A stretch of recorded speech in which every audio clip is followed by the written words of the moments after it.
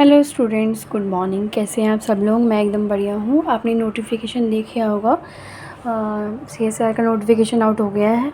ठीक है, तो अच्छे से अपनी तैयारी करें और कंसिस्टेंसी के साथ पूरा रिवीजन करें अच्छे से और प्रैक्टिस करें क्वेश्चंस की, PYQs की। ठीक है, तो हमने लास्ट क्लास में एक क्वाड्रेंट वाले कोऑर्डिनेट जो मैथ्स है वो की थी। ठीक है, तो इसी के क्वेश्चन आगे कंटिन्यू करेंगे। ठीक है, तो what is the difference of abscissa and ordinate of the point P। ठीक है, इनका डिफरेंस पूछा गया है 7, -3। तो 7 -3 है, तो 7 माइनस इसकी वैल्यू -3 है, तो ठीक है, ब्रैकेट में -3 माइनस प्लस 7 + 3 = 10। ठीक है, the next the image of the point 2, 3 on the x-axis is। ठीक है, x-axis में आपका मिरर लगा हुआ है, तो पूछ रहे हैं कि 2, 3 एक पॉइंट है, उसकी मिरर इमेज क्या होगी। ठीक है, तो x-axis में लगा है तो x की वैल्यू तो चेंज नहीं होगी, लेकिन y की वैल्यू में साइन का चेंज आ जाएगा। ठीक है, तो 3 का -3 हो गया, 2 का 2 ही रहेगा। ओके, तो वैल्यू क्या होगी 2, -3। तो नेक्स्ट क्वेश्चन देखेंगे, find the reflected image of point 7, 8 relative to x-axis। ठीक है, सेम यही क्वेश्चन है, वैल्यू चेंज हो गई है दोनों, एक पॉजिटिव है एक नेगेटिव वैल्यू है। नहीं, ये तो आंसर है। यहाँ पे देखेंगे दोनों पॉजिटिव वैल्यू है, तो फर्स्ट क्वाड्रेंट में ही ये लोकलाइज होंगी।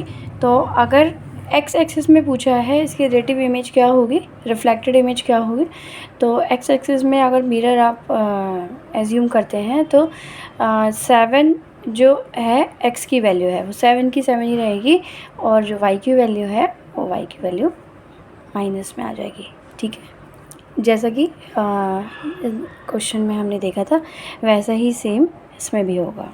ठीक है,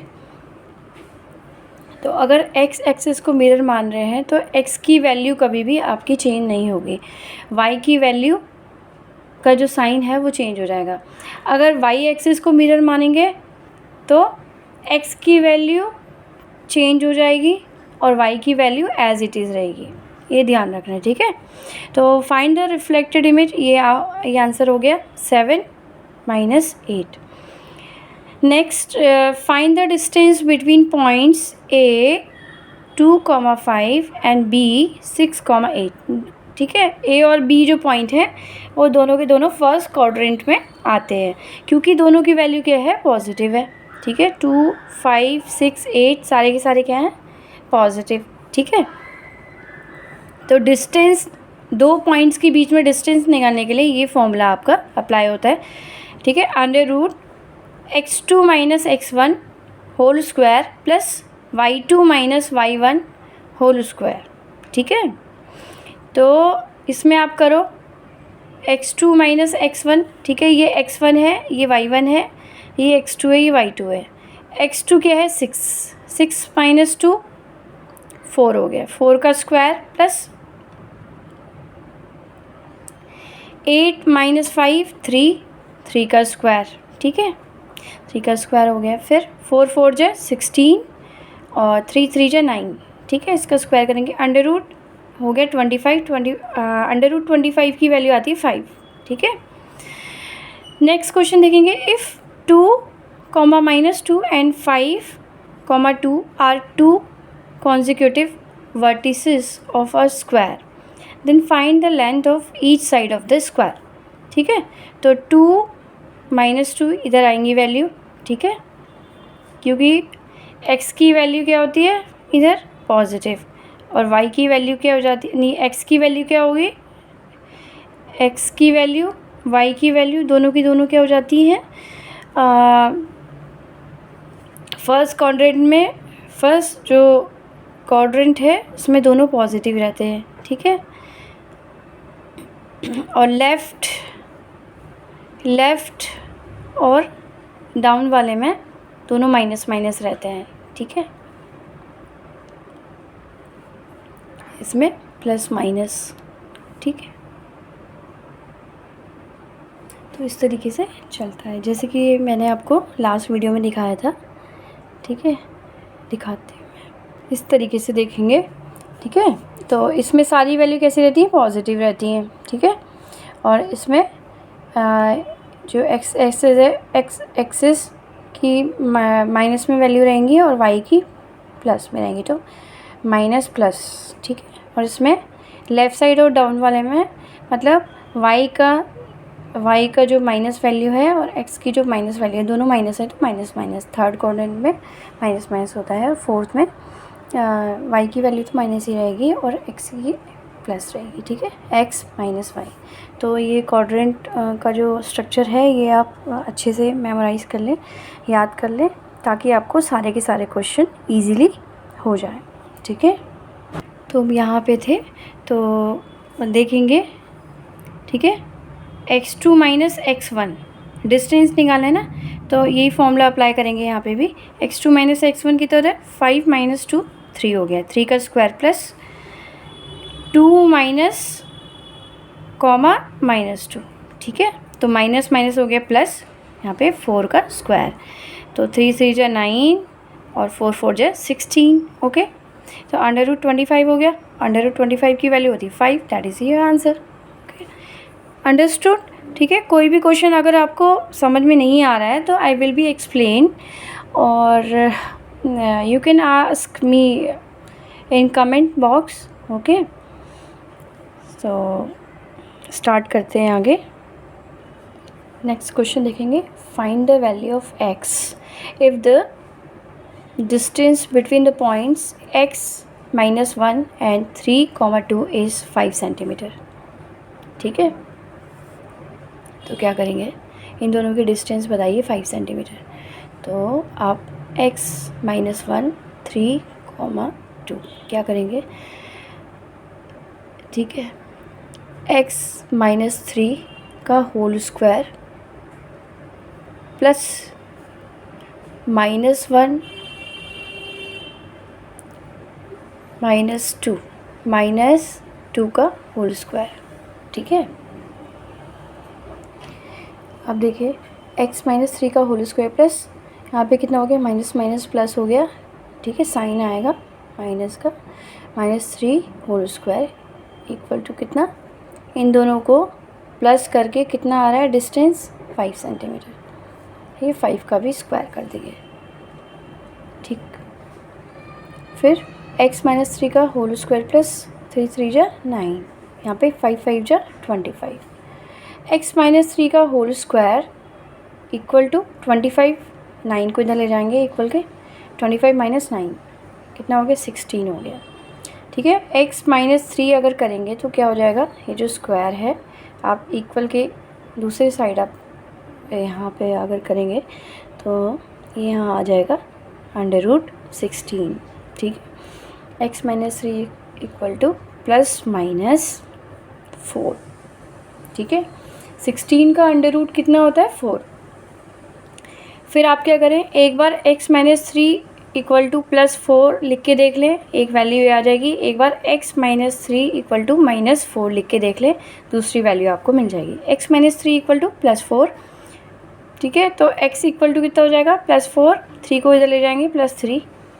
ठीक है, 4 3 7 हो गया। x -3 इक्वल टू -4 रख के देखें, x इक्वल टू -4 + 3। ठीक है, -3 इधर जाएगा इक्वल के +3 हो जाएगा। ठीक है, प्लस माइनस माइनस हो जाएगा, 4 बड़ा है तो इसका जो माइनस है ये आएगा। ठीक है, -1, तो आंसर क्या हो जाता है हमारा, 7 - 1। ठीक है, नहीं आंसर है 4, लेकिन हम रख के देखेंगे कि जो 4 हमारा आया है, 4 जो डिस्टेंस आया है, 4 जो हमारा आया है, क्योंकि हमें डिस्टेंस निकालनी है, नहीं find the value of x की वैल्यू निकालनी है। तो x की वैल्यू निकालने के लिए हमारे पास 2 पॉइंट आ गए। ठीक है, 7 और -1। ठीक है, तो x की वैल्यू आपने ये +-4 निकाली है, तो दोनों आप रखेंगे तो आपको वैल्यू दोनों मिल जाएंगे। ठीक है, फिर नेक्स्ट देखेंगे, if the distance between the 2 points x,7 and 1,15 is 10 units. Find the possible values of x. ठीक है, तो इसमें क्या करना है, देखिए इसको इससे माइनस करेंगे, x-1 whole square plus 7 - 15 whole square equal to 10 unit से 10 का स्क्वायर. ठीक है, x-1 का होल स्क्वायर प्लस यहाँ पे कितना हो गया -8. 15 बड़ा है तो उसका साइन आएगा -8 का स्क्वायर इक्वल टू 10 का स्क्वायर करेंगे 100 हो गया. फिर वही same value 8 × 64 equal to 100. x-1 whole square equal to 100. 64 को चले जाएंगे, माइनस का आ जाएगा -64. ठीक है, तो यहाँ पे क्या करेंगे, ये स्क्वायर यहाँ पे अंडर रूट हो जाएगा कितना 36. 100 - 64 36, और 36 का अंडर रूट होता है +-6. अब आप एक बार क्या करें, +6 वैल्यू रख के देख लें, एक बार -6 वैल्यू रख के देख लें. तो x-1 इक्वल टू +6, तो कितना हो गया, ये -1 इक्वल के इधर जाएगा +1, 7 हो गए. x-1 इक्वल टू -6 रख के देखें तो क्या होगा, x इक्वल टू -6, यहाँ पे माइनस का ये प्लस हो जाएगा, +1 प्लस माइनस माइनस होगा, और 6 बड़ा है तो इसका साइन आएगा. ठीक है, -5. तो आपकी कितनी वैल्यू निकल गई, एक तो आपकी 7 निकल गई वैल्यू. ठीक है, और एक आपकी वैल्यू का निकल गई 5 निकल गई. तो इस तरीके से ये क्वेश्चन किए जाते हैं. तो अगर आपको मेरा वीडियो अच्छा लगे तो लाइक शेयर सब्सक्राइब ज़रूर करिएगा. ठीक है, ऐसे ही हम आगे बढ़ते चले जाएंगे. तो okay, all the best, take care, practice करिएगा. ठीक है, ओके. थोड़ा थोड़ा समय जनरल एप्टीट्यूड को भी दीजिएगा, क्योंकि बाकी सब्जेक्ट भी हैं, जिसका जो भी सब्जेक्ट है, जैसे लाइफ साइंस है, केमिस्ट्री है, मैथ्स है.